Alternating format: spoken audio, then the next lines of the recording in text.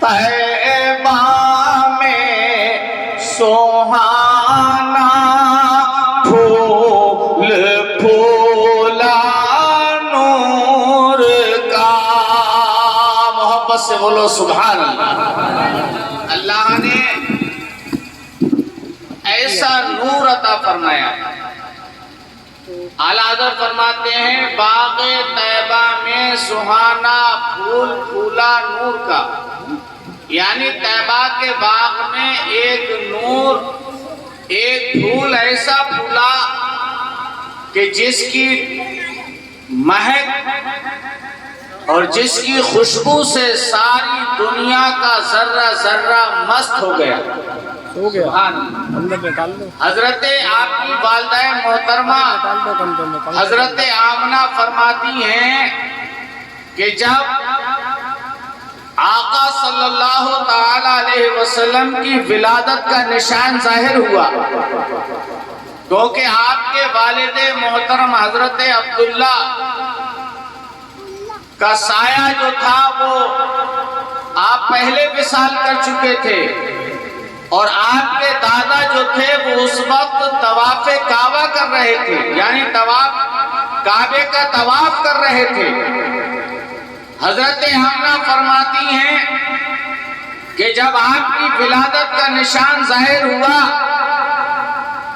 تو میں نے دیکھا کہ میرے آنگن میں ایک نورانی قافلہ آیا. کچھ عورتیں ہیں جو حوران بہشت یعنی جنتی عورتیں ہیں.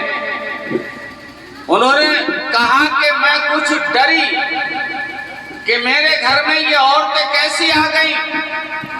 ادھر تو آپ کی ولادت کا وقت ہے.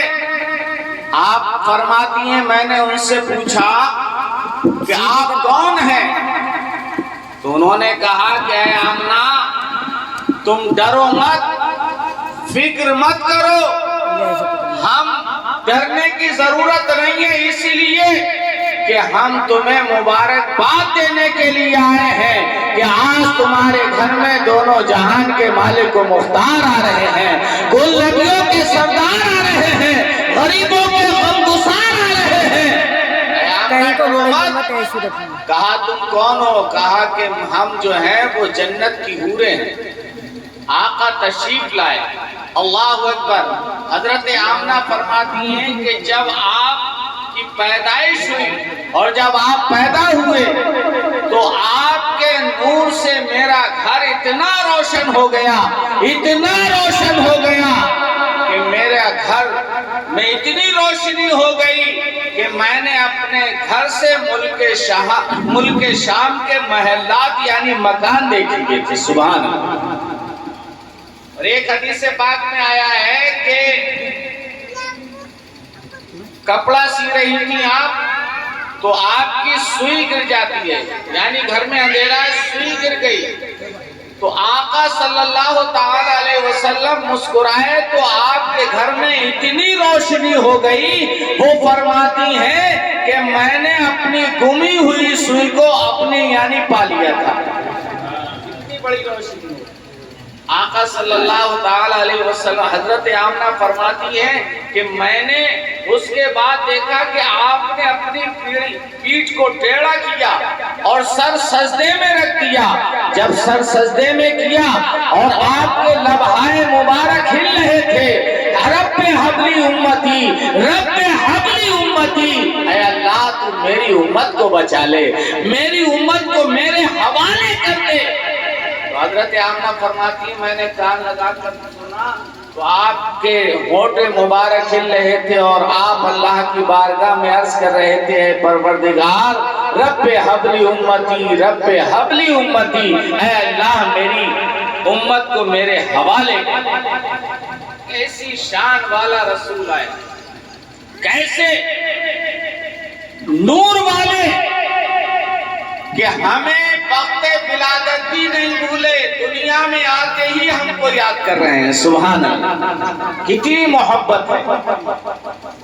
وہ ان کا سرکار عرض کرتے ہیں اے پروردگار تو میری امت کو میرے حوالے کر دے.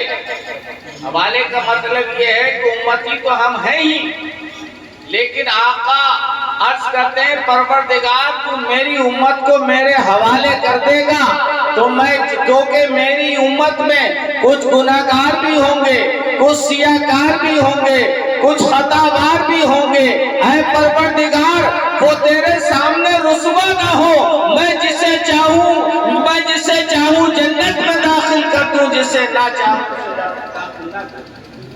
اسی لیے اعلیٰ حضرت نے فرمایا تجھ سے اور جنت سے کیا مطلب، وہاں بھی دور ہو، ارے ہم رسول اللہ کے جنت، ذرا بلند آواز سے بولو جنت رسول اللہ کی۔ آقا صلی اللہ تعالی علیہ وسلم ایسے نور علی نور بن کر آئے، طیبہ کے باغ میں آپ ایسا پھول کھلا نور کا جس کی روشنی اور جس کی خوشبو سے ساری دنیا کا ذرہ ذرہ مست ہو گیا اور آپ کے نور کا ترانہ گانے لگے۔ اسی لیے اعلیٰ حضرت فرماتے ہیں کہ باغ طیبہ میں سوہانا پھول پھولا نور کا، ارے مست بو ہے بلبلیں پڑھتی ہے کلبہ نور کا، محبت سے بولو سبحان اللہ۔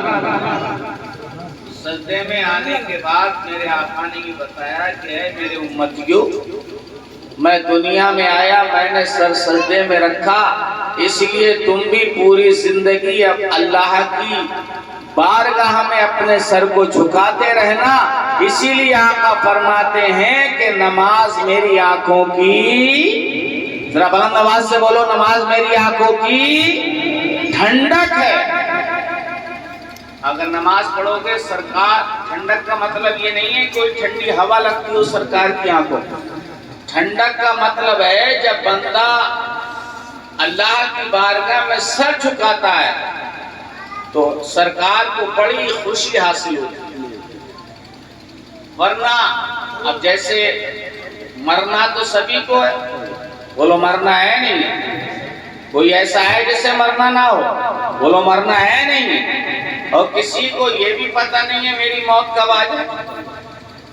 ابھی منع بھائی تھے، کوئی جانتا تھا اتنی جلدی چلے جائیں گے، یا انہیں پتا تھا کہ میں اپنی والدہ کا 40 بار بھی نہیں کر پاؤں گا؟ موت کا کوئی پتہ نہیں ہے، اور مرنے کے بعد تم سے یہ نہیں پوچھا جائے گا کتنا اچھا مکان بنایا تھا، کون سی تجارت کی تھی، کون سی کیا کیا تھا، کتنی دیگیں پکائی تھی، کتنی نیازیں کی تھی، کتنی کیا۔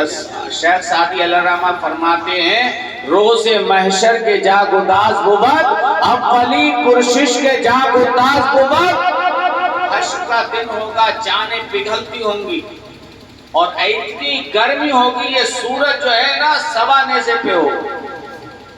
لکھا ہے کہ لوگوں کے اعمال کے حساب سے لوگوں کے جسم سے اتنا پسینہ نکلے گا، اتنا پانی نکلے گا کہ کسی کے گٹوں تک ہوگا، کسی کے گھٹنوں تک ہوگا، کسی کی ناک تک ہوگا، کسی کے سینے تک ہوگا۔ اتنے گناہگار بھی ہوں گے کہ اتنا پسینہ نکلے گا تو اس میں وہ ڈوب بھی جائے گا، اتنا پسینہ ہوگا، ایسے حال میں نفسی اپنے آپ کو پڑی ہوگی، وہاں کوئی کسی کا مددگار نہیں ہوگا۔ ہاں اگر کوئی چیز مددگار ہوگی تو وہ اس کا اعمال ہوگا، اس کا اعمال ہوگا، کوئی چیز کام میں نہیں آئے گی۔ اور شیخ سعدی علیہ الرحمہ فرماتے ہیں ایسے حال میں اگر کسی چیز کو اگر سب سے پہلے پوچھا جائے گا تو وہ اللہ کی نماز ہے، نماز کے بارے میں پوچھا جائے گا کہ تم نے اللہ کی کتنی نمازیں پڑھی۔ نمازوں میں کامیاب ہو تو ہر جگہ کامیابی، اور دیکھو اچھی نیت رکھو، ایک دوسرے سے اچھا اخلاص اور محبت کے ساتھ پیش آؤ، اسی میں ہمارے لیے دنیا میں بھی کامیابی ہے اور آخرت میں بھی کامیابی ہے، ورنہ ذلت کے علاوہ کچھ ہے نہیں۔ اپنے دلوں میں عشق مصطفیٰ پیدا کرو. جب تم نبی سے محبت کرو گے اور جب سرکار کو پکارو گے یا رسول اللہ اغثنی یا رسول اللہ، تو سرکار ہماری موت کے وقت بھی تشریف لاتے ہیں. ذرا بلند آواز سے بولو. موت کے وقت بھی غلام کے پاس آتے ہیں اور قبر میں بھی آقا تشریف لاتے ہیں. اور جس نور والے آقا جس کی قبر میں آ جائیں تو اس قبر کا کیا کہنا ہے، اس غلام کا کیا کہنا ہے. سبحان اللہ. شاعر نے اسی لیے تو کہا ہے کہ پڑی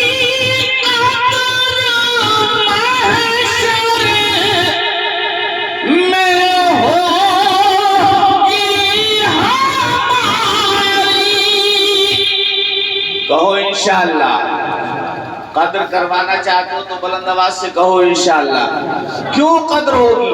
کہ بڑی قدر محشر میں ہوگی ہماری.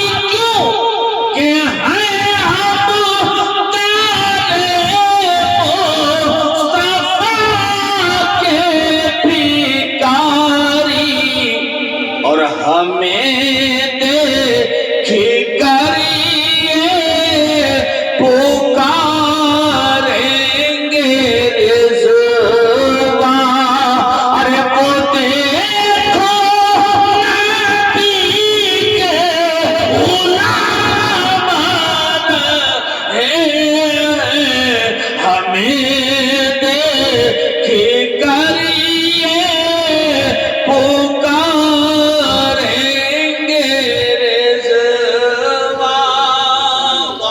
بولو سبحان اللہ. اسی لیے تو کہا ہے جب تک بکے نہ تھے تو کوئی پوچھتا نہ تھا، آقا تم نے ہمیں خرید کر انمول کر دیا. جو غلام مصطفیٰ بن جاتا ہے سچے دل سے اپنے دل میں عشق پیدا کر لیتا ہے، نبی کی محبت پیدا کرتا ہے. قسم خدا کی وہ دنیا پہ جب تک زندہ رہتا ہے تب بھی باعزت رہتا ہے، اور جب مر جاتا ہے تو قبر میں بھی فرشتے اس کی عزت کرتے ہیں. مرنے کے بعد بھی میدان محشر میں جنت کے فرشتے بھی اسے پکاریں گے یہ کوئی غلام مصطفیٰ آ رہا ہے، نبی کا دیوانہ آ رہا ہے، نبی کا متوالا آ رہا ہے. اس لیے غلام مصطفیٰ بن جاؤ. قسم خدا کی تمہاری زندگی بھی اچھی ہو جائے گی اور آخرت بھی اچھی ہو جائے گی. آج ہمارے پریشان ہم کیوں ہیں؟ پریشانی کا یہی سبب ہے کہ ہم نے طریقہ مصطفیٰ کو چھوڑ دیا. جس گھر میں اللہ کا 24 گھنٹے میں ذکر نہ ہو تو بتاؤ اس گھر میں برکتیں ہوں گی یا نحوستیں ہوں گی؟ بلند آواز سے بولو. ارے برکتیں ہوں گی یا نحوستیں ہوں گی؟ اور اللہ کے نبی بھی فرماتے اپنے گھروں کو قبرستان مت بناؤ. اللہ کے گھر میں جس گھر میں اللہ کا ذکر ہوتا ہے، اور ذکر جبھی تو ہوگا کہ ہم نماز پڑھیں گے. صبح فجر کی اذان ہو ہم بھی اٹھیں، اپنے بچوں کو بھی اٹھائیں، بیوی کو بھی اٹھائیں، ماں ہو تو اسے چاہیے اپنے بیٹوں کو اٹھائے، اپنے بچوں کو اٹھائے. وہ مسجد میں جائیں، وہ گھر میں نماز پڑھیں، اور جب مسجد سے لوٹ کر آئیں تو دیکھیں بیٹی بھی نماز پڑھ رہی ہے، ماں بھی قرآن عظیم پڑھ رہی ہے، بیوی بھی جو ہے تسبیح پڑھ رہی ہے. تو مجھے بتاؤ کہ جس گھر میں صبح اللہ کا ذکر ہوگا تو اس گھر میں کبھی نحوست نہیں آ سکتی، اس گھر میں اللہ کی برکتیں ہی برکتیں. اس لیے یاد رکھو، نہ دنیا سے، نہ دولت سے، نہ گھر آباد کرنے سے تسلی دل کو ملتی ہے، خدا کو یاد کرنے سے. کلمہ طیب پڑھو، لا الہ الا اللہ محمد الرسول اللہ.